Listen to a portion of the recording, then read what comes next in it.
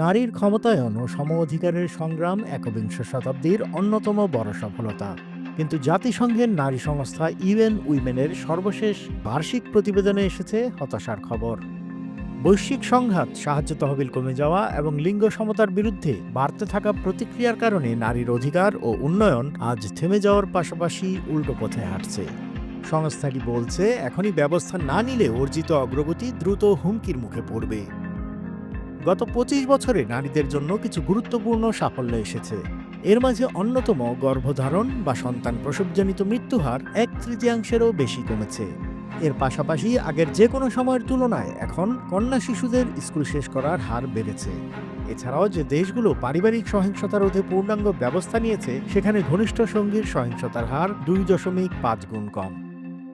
কিন্তু এই ইতিবাচক চিত্রের আড়ালে লুকিয়ে আছে উদ্বেগজনক পরিসংখ্যান, যা আসলে তুলে ধরছে সংঘাত ও বৈষম্যের বাড়তি ঝুঁকি।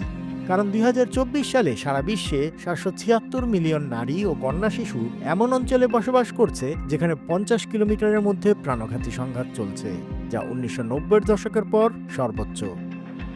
বিশ্বব্যাপী খাদ্য সংকটে নারীরাই পুরুষের তুলনায় বেশি ক্ষতিগ্রস্ত।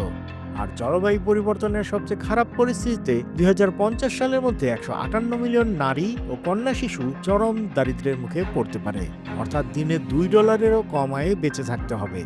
এর প্রায় অর্ধেক হবে সাব সাহারান আফ্রিকায়। আর এর ফলে তৈরি হতে যাচ্ছে এক ধরনের অর্থনৈতিক বৈষম্য।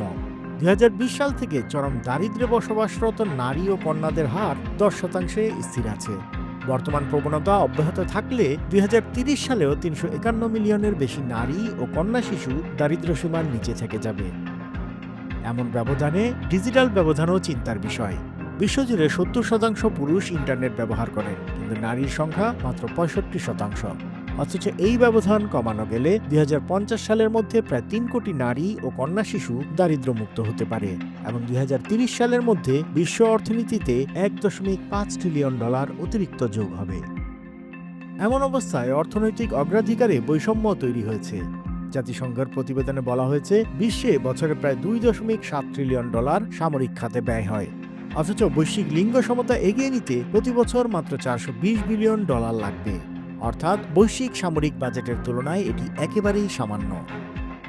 ১৯৯৫ সালের বেইজিং ঘোষণার পর ৩০ বছর পেরিয়ে গেলেও টেকসই উন্নয়নের লক্ষ্যমাত্রা বা এসডিজির লিঙ্গ সমতা সংক্রান্ত লক্ষ্য পূরণে বিশ্ব অনেকটাই পিছিয়ে। ইউএন উইমেন বলছে, অগ্রগতি সম্ভব, তবে এখনই দিক পরিবর্তনের সিদ্ধান্ত নিতে হবে। জাতিসংঘ সাধারণ পরিষদের এবারের অধিবেশনে ৮৬টিরও বেশি দেশ নতুন উচ্চাভিলাষী প্রতিশ্রুতি জমা দিয়েছে। সংস্থার নীতি বিভাগের পরিচালক সারা হেন্ড্রিক্সের ভাষায়, মিলিয়ন নারীর দারিদ্র্য, প্রান্তিকতা আর সহিংসতা থেকে মুক্তির পথ আমাদের হাতেই। এখনই সমান অধিকারের পৃথিবী গড়ার সুযোগ গ্রহণ করতে হবে। দীর্ঘ সংগ্রামে অর্জিত নারীর অধিকার ও সম অধিকারকে টিকিয়ে রাখা আজ এক কঠিন লড়াই। বৈশ্বিক সংঘাত, জলবায়ু পরিবর্তন, অর্থনৈতিক বৈষম্য ও লিঙ্গ বৈষম্যের বিরুদ্ধে সমন্বিত উদ্যোগ ছাড়া এ লড়াইয়ে জয়ী হওয়া সম্ভব নয়।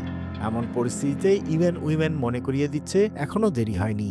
ভিন্ন পথে হাঁটলে বদলানো সম্ভব বিশ্বের নারীদের ভবিষ্যৎ।